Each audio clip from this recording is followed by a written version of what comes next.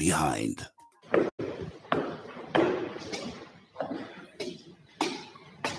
Wow, that over there is a very nice Ford. Have you seen it? Of course. I have been looking at it since we got here. My worry is how people manage such vehicles and where they buy genuine parts from. I'm sure there's nowhere else apart from Schumer Auto Parts. They are the only supplier of genuine Ford and Mazda parts, which comes straight from the manufacturer. They have everything in stock for both latest and ordinary Mazda and Ford. They also stock service parts such as diesel filters, air con filters, diesel pumps, steering pumps, turbochargers, engine overhaul gaskets, suspension parts, and body parts. If they don't have parts you're looking for, they can order within 5 to 10 working days. To top it up, Schumer Auto Parts also supply Maxxis tires and CST tires. Really? But where are they found? They are found on Chandram Sonda Road, Cruiser Auto Workshop in Lusaka. Call on 0979 192057 and 0960 747235. Email schumerautoparts@gmail.com. Schumer Auto Parts for all your genuine vehicle parts.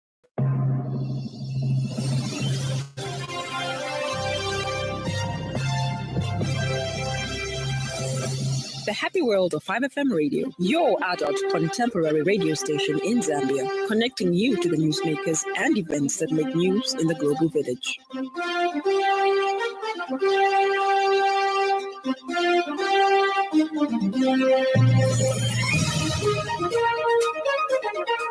Good evening. This is the 5FM main news, the headlines. DC seizes former First Lady's two double-story flats situated in Ibex Hill area.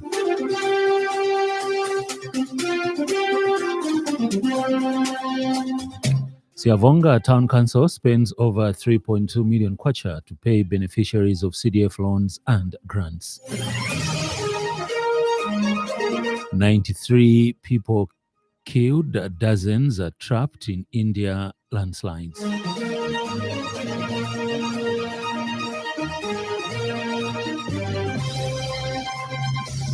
This news bulletin is also streaming live on the 5FM Facebook page and YouTube channel, 5FM Radio Zambia.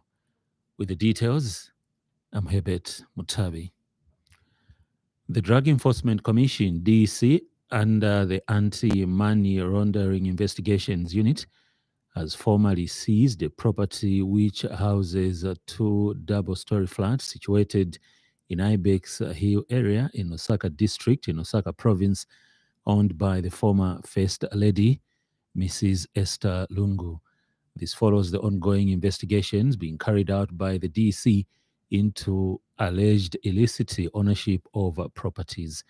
Commissioner spokesperson Alan Tamba says the seizure of the subject property is pursuant to Section 71, Subsection 1 of the Forfeiture of Proceeds of Crime Act number 19 of 2010 of the laws of the Republic of Zambia.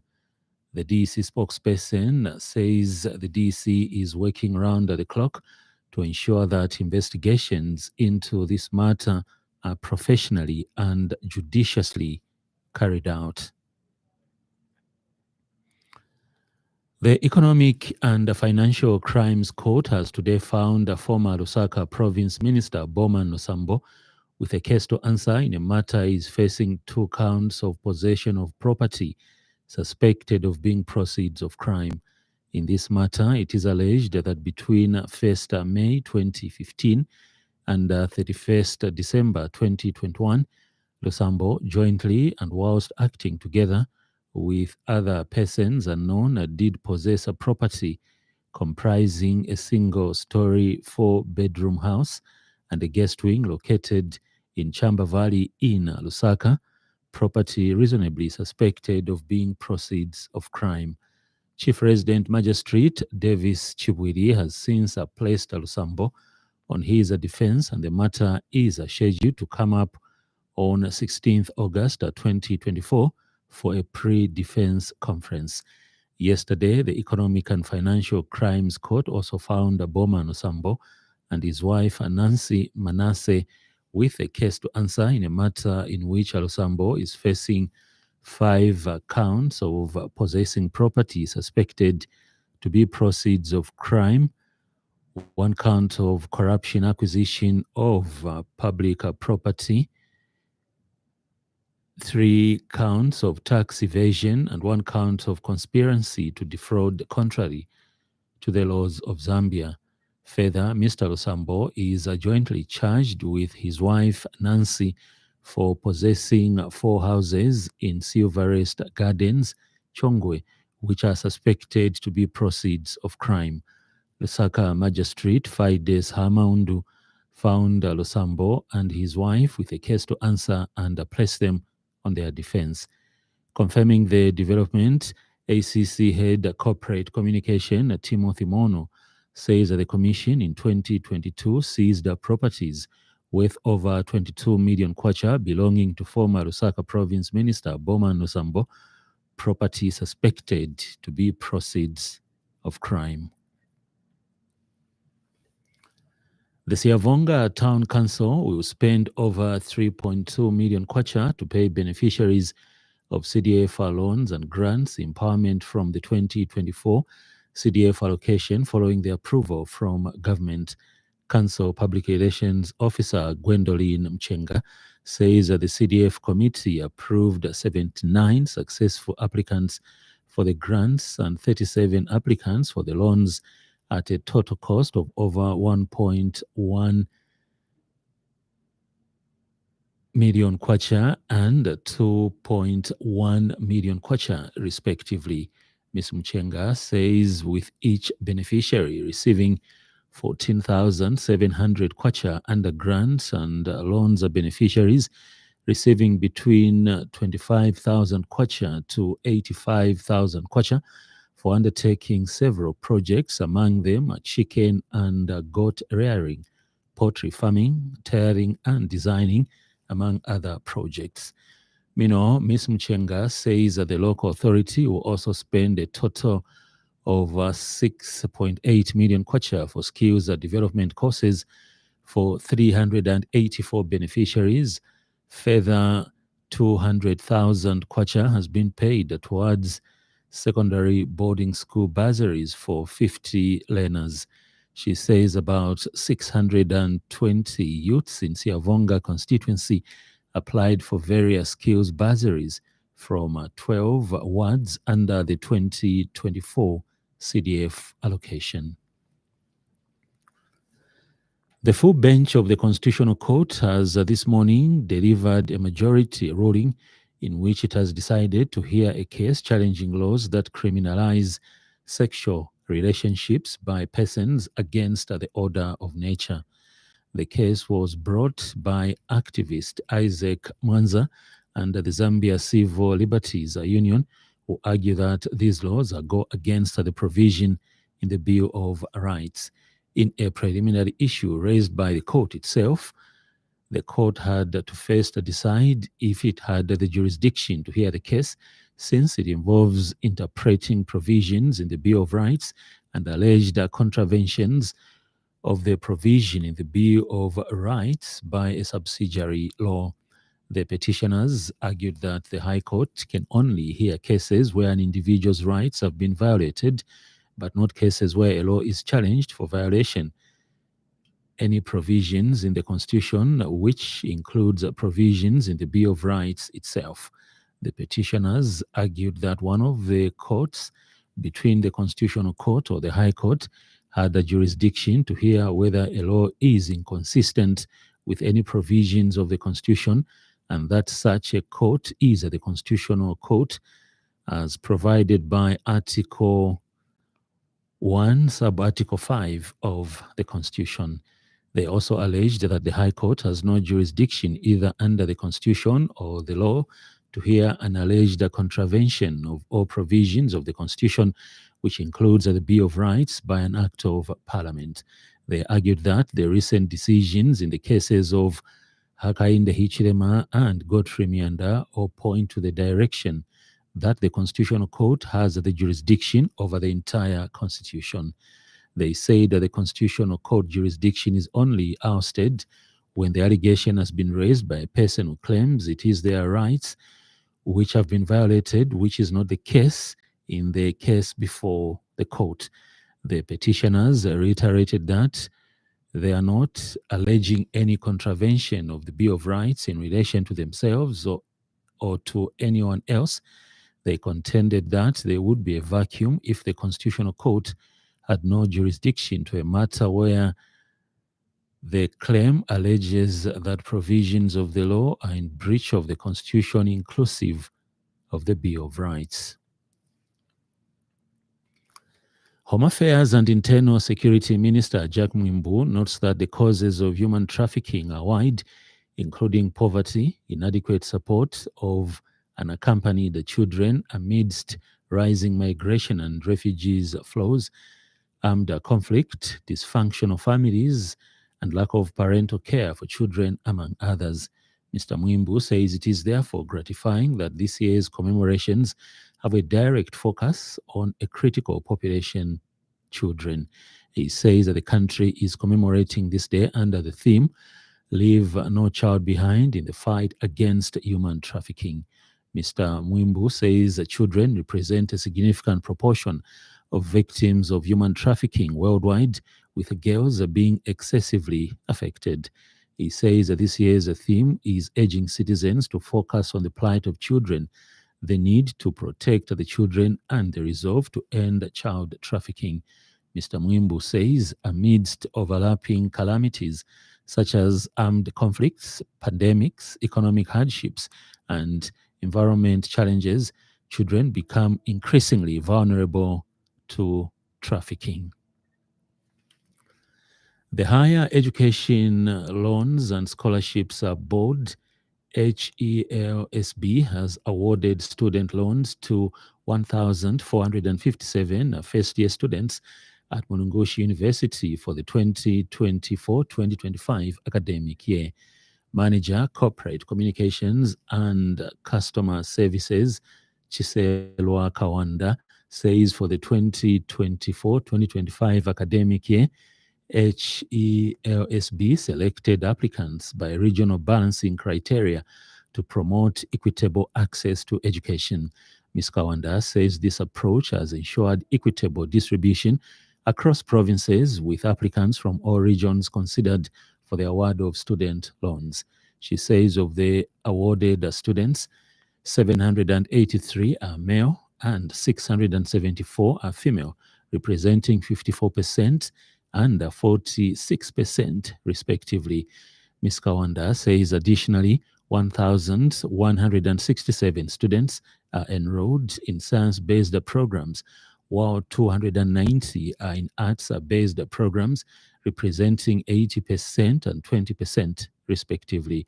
She says that the board received 4,801 applications for sponsorship at Mulungushi University. Out of these, 4,695 applicants were eligible for the award, while 106 were ineligible, representing 98% and 2% respectively. Of course, this approach has ensured equitable distribution across the provinces, with applicants from all regions being considered for the award of the student loans. Of those awarded, 783 are male and 674 are female. So in total, we did receive 4,801 applications for sponsorship, out of which 4,695 applicants were eligible and 106 were ineligible. We also received a total of 3 applications from students living with disabilities, 1 male and 1 female, representing 0.2%. In other news trending this evening,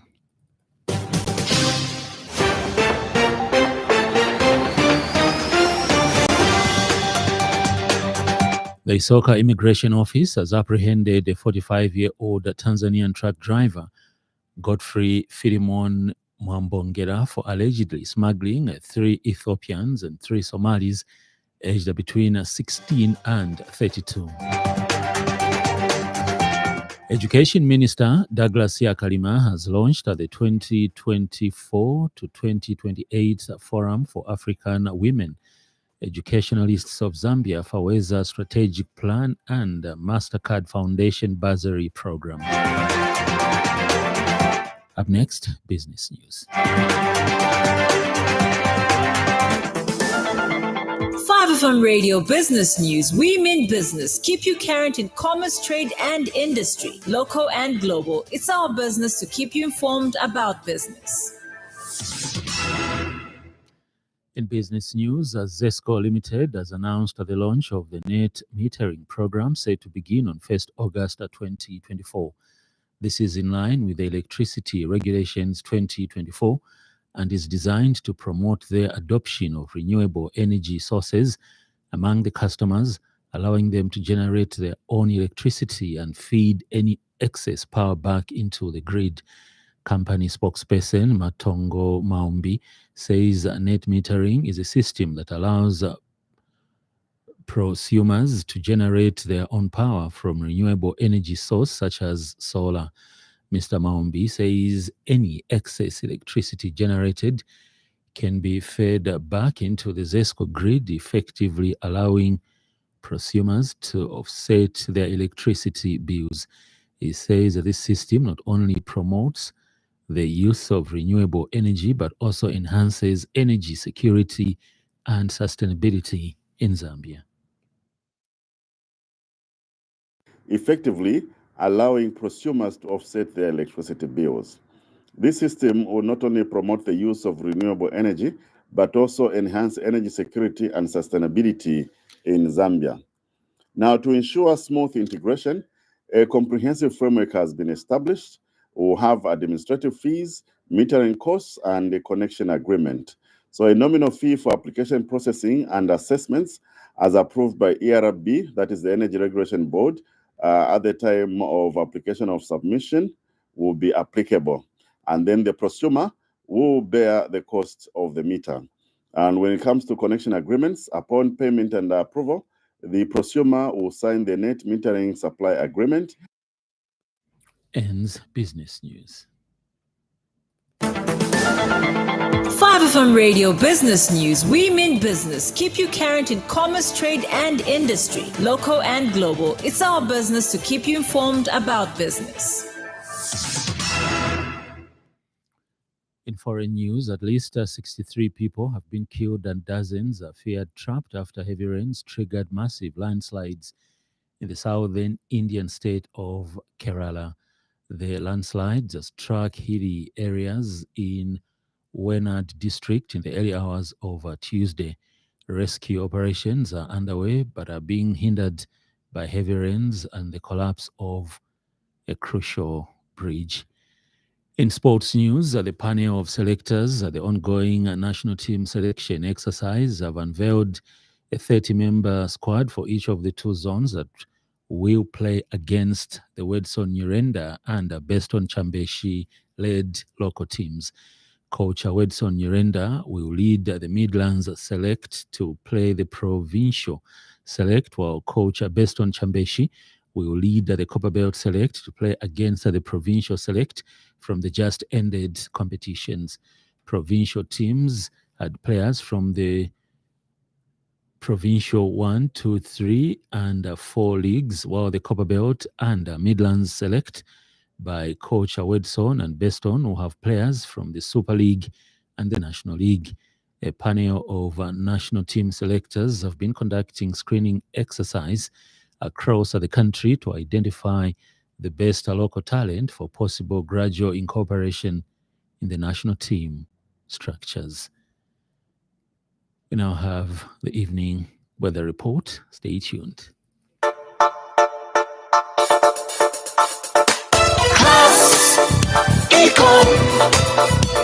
Class Econ Roofing Africa. Class Econ Roofing, plot 17100 off Katanga Road, 150 meters from Mumbwa Road, Chinika Industrial Area, Lusaka. Class Econ Roofing.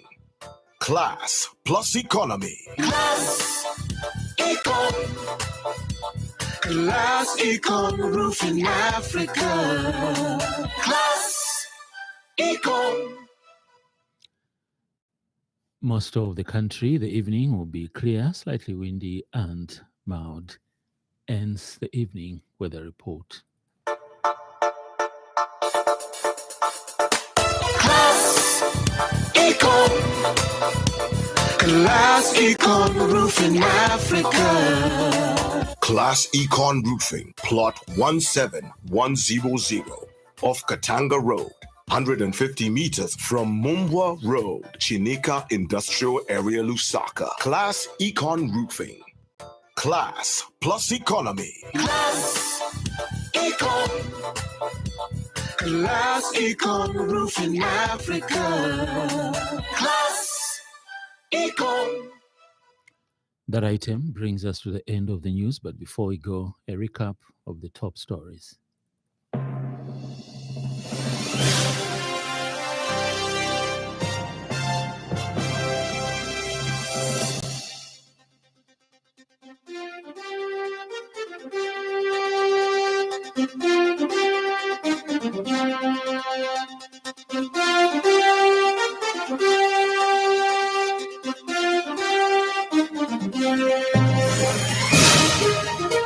DC seizes former First Lady's two double-story flats situated in Ibex Hill area.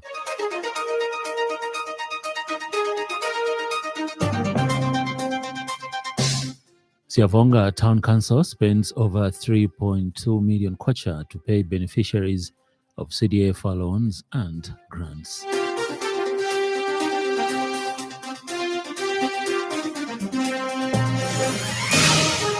"63 people killed, dozens are trapped in India landslides." For more news, follow us on Facebook, 5FM Radio Zambia. On behalf of the entire news crew and the technical department, thank you for listening to the Happy World of 5FM. Stay safe and stay tuned to 5FM Radio. I'm Herbert Mutavi.